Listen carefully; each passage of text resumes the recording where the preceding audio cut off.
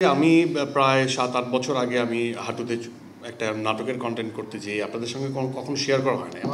আমার লিমিটেশন বা আমার কষ্টের কথা আমি কখনোই ওইভাবে শেয়ার করি না। আমি নিজেই সমাধান করার চেষ্টা করি।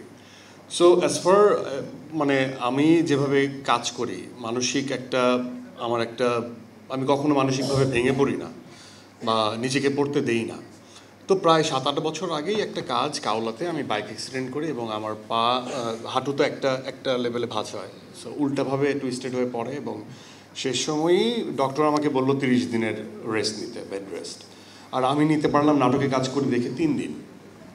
৩ দিন পরে আমাকে কাজে জয়েন করতে হলে আবার টান খেলাম এবং শেষ সময়ই আমি এমআরআই করাই এবং সে সময় পার্শিয়ালি টিয়ার অফ ছিল, মানে হালকা লুজ হয়ে গিয়েছিল এবং সেটার জন্য কিছু এক্সারসাইজ ছিল, সেটার জন্য রেস্ট ছিল। তো ওই সময় ১ মাস আমার গ্যাপ দেওয়া মানে হচ্ছে অনেক বড় অপরাধী হয়ে যাবো আমি, ব্যাপারটা এরকম ছিল।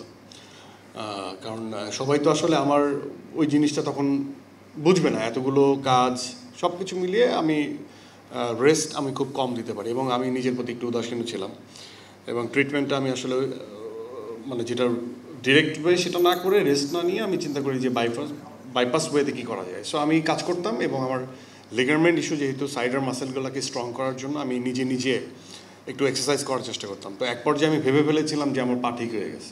ইফাদ রোশেক স্পার্ট মিক্সে আছে সবচেয়ে বেশি মশলার সংমিশ্রণ। ইফাদ রোশেক স্পার্ট মিক্স মশলা। কিন্তু হঠাৎ করে আবার একটা কাজের সময় এটা হচ্ছে ওয়ান কাইন্ড অফ ইলেকট্রিক শকের মতো, মানে যখন হয় তখন ইলেকট্রিক শক দিয়ে আমাকে ফেলে দেয়। তো এটা আশফাক নিপুণের একটা কাজে হলো, আবার অমির একটা কাজে হলো, তখন আমি নাটক করি।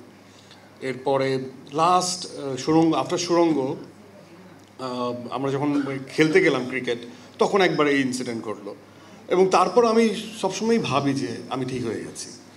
তো লাস্ট এই কিছুদিন আগে আমার ছেলের সাথে আমি বাসায়, ও ফুটবল পছন্দ করে, তো আমরা একটু ফুটবল খেলার চেষ্টা করছিলাম, তখন একটু বাজেভাবে ইনজুর্ড হয় এবং সেটার জন্য কি বলবো যে থাকে না যে এটা তো আমার দায়িত্ব, আমি তো কাউকে ডেপ্রাইভ করতে পারি না।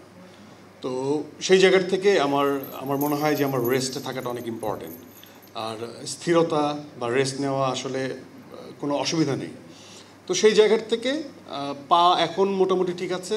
দুটো ইনফরমেশন, পুরোপুরি অ্যাক্টিভ লাইফ লিড করার জন্য আমার পায়ে যেটা লিগামেন্ট ইস্যু সেটাকে সার্জারি করতে হবে, অ্যান্ড স্পাইনে কিছু প্রবলেম আছে, সেটার জন্য therapy and exercise, gesture posture ঠিক করে। আমরা সবসময় স্লাউজ হয়ে বসে থাকি, এক জায়গায় বসে থাকি অনেকক্ষণ।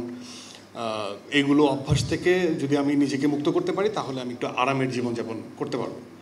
অ্যান্ড এটাই যে ৮ বছর ধরে যে রোগটা আমি লালন করছি সেটা আমাকে এখন বা নিয়ার ফিউচারে আরও বেশি ভোগাবে। সো মোদ্দা কথা হচ্ছে যখনই কোনো রোগ হবে আপনাদের, সেটা ডক্টরের কাছে যাবেন, ডক্টরের যদি সার্জারি করতে বলে সার্জারি করে ফেলবেন, তাহলে বেশি সুন্দর এবং সুস্থ লাইফ লিড করতে পারবেন।